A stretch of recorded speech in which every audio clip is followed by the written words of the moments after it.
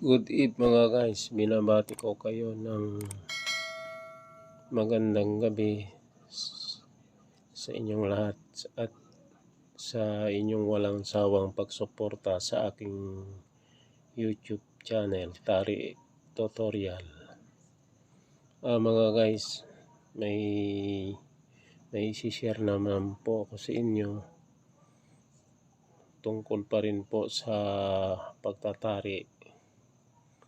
Mga guys, ito ngayon ang isi-share ko sa inyo, batang manok na lagyan po natin ng tari. At siyempre batang manok, madaling mamilay. Kailangan mga idol gumawa tayo ng paraan para kahit 5 manok nakapila dyan, yung mga stag na tinatarian natin, hindi siya basta-basta mamilay sa pamamagitan ng pagsasapin po mga idol kasapong. Ayan, umpisa na po natin. Mga idol, itong sapin nilagyan ko na ng pagkit. Ngayon, bago natin ikabit, himas-himasin natin, hilutin natin para walang gusot-gusot yung ating sapin. Yan, may pagkit na rin po ito idol. At andito na rin nakahanda yung mga gamit na ikakabit natin. Ayan. O magsasapi na po ako sa mga stag to idol ha. Ganito lang po ang technique sa paglagay ng sapin. Unang ikot bandang taas. Ayan idol.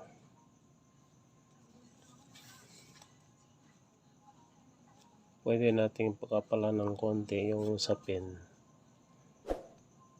para di mamilay ang ating manok na stock, batang manok. Ayan. Dito naman sa baba mga idol. Ayan. Sa pag-ikot ng sapin, alalay lang po. Hindi pwedeng higpitin, hindi rin pwedeng maluwag. Alalay lang, sakto lang. Ayan.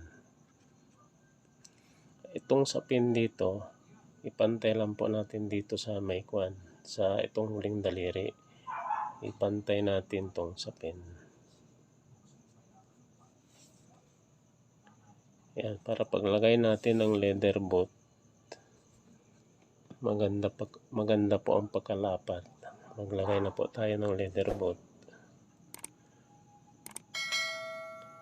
Mga idol, ang diskarte po sa paglagay ng leather boot, pag ang paunan gamitin natin malaki, dito lang sa may malaking kaliskis, yung pinaka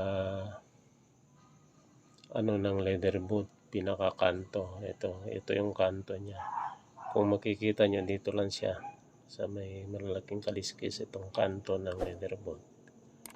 Ikutin na po natin sa pen. Isa sa baba, isa rin sa taas. Pwede po tayo maglagay dalawa. Siyempre mahaba ang ating sapin mga idol. Wag na tayo magputol. Ganyan na lang po natin tupiin. Tupiin na po natin, tapos yan, ganyan po natin. Ay ipit po 'yan mga idol. Ayan. Kaya danan uli natin yung para maiipit po yung tinupi nating sapin. Yung sa baba ganun din, mahaba pa kasi tupiin po natin uli. Tupiin din po natin sa baba para pantay. Ayan. Yan, kung makikita nyo, maiksi na lang, sakto na to mga idol. Ilagay na natin paunan. Sa paglagay ng paunan, ganyan lang, ikutin lang po natin itong paunan.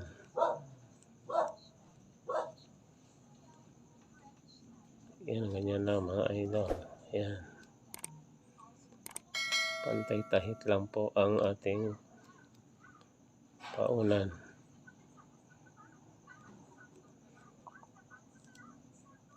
Pantay-tahit lang mga idol ang ating paunan.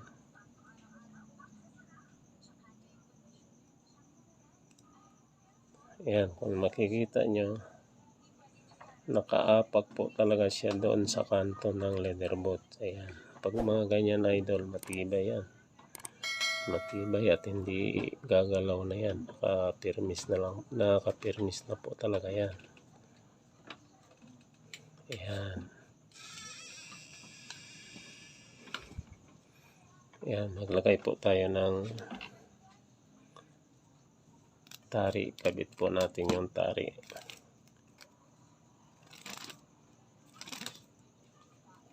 Ayan.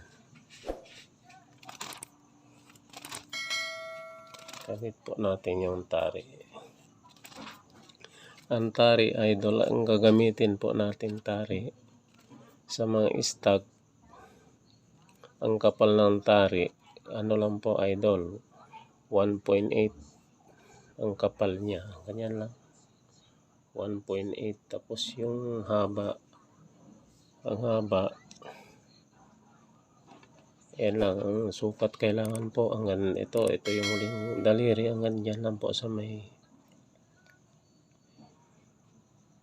may balahibo lang ng paa ng manok, hanggang doon lang yung dulo mga idol. Ayan, itong tari ginamit ko, estimate ko ito mga, ang haba mga 3.6 lang po ito kasi maiksi lang paan nitong ano natin, dami pit. Ayan, ikutin na po natin tong tali sa spike at sa tinidor ng tari. Ayan. Ayan mga idol ha. Kung makikita nyo, isalpak ko na po itong tari natin. Ayan.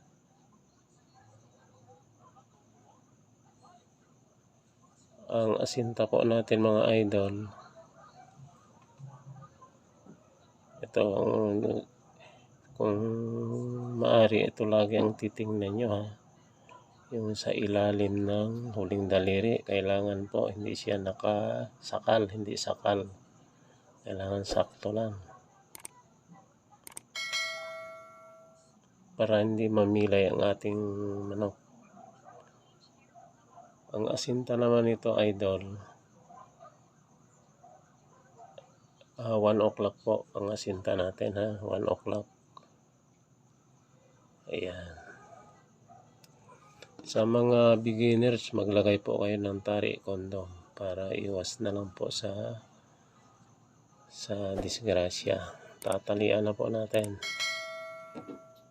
Ganito, pwede po tayo maglagay pa 5-5. Ayan. Pa 5-5 mga idol.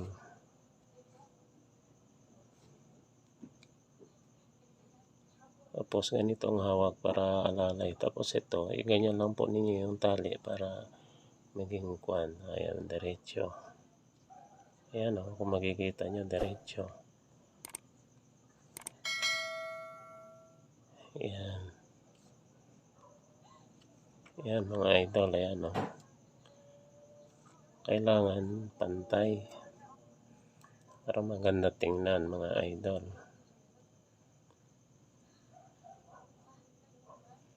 Ayan. Dito pwede po tayo maglagay ng 5. 5 din po dito mga idol. Kasi ito madagdagan pa rin ho ito mamaya kasi magsasampay po tayo ng tali dyan. Ayan, bago nyo umpisa yung tali uli sa kwan, silipin nyo muli kung hindi ba nagbago ang dulo ng tali. Ayan, di naman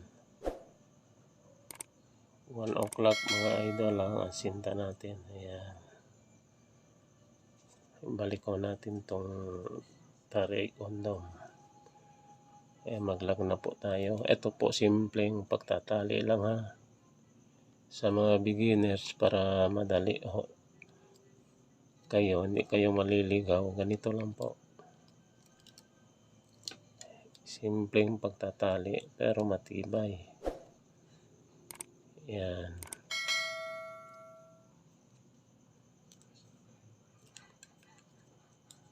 Pag kayo na po, sa actual na po tayo nagtatari, kayo na bahala kung ilan ang gusto nyong ilagay, kung ilan.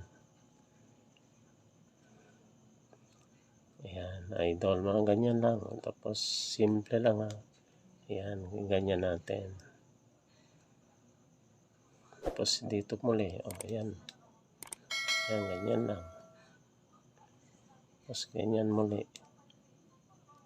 Tapos ikot sa ilalim, pag ganyan. Ayan. Tapos ganyan. Ganyan na idol, ayan. Tingnan nyo, kung makikita nyo, ayan. Simpleng pagtatali sa mga beginners, madaling sundan. Ayan, ganyan na yan idol, ayos na yan. Napakatibay na ho yan. Ayan. Kasi kung mahaba ang tali, uubusin naman natin, napakatibay na po yan. Ayan mga idol ha, ayan.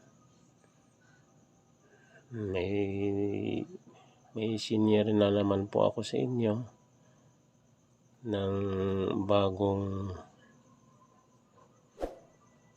bagong pagtatari o pagsasapin para hindi mamilay agad ang ating manok. Kahit 5 pa nakapila dyan, yun lang ang diskarte. Kailangan ang paghigpit ng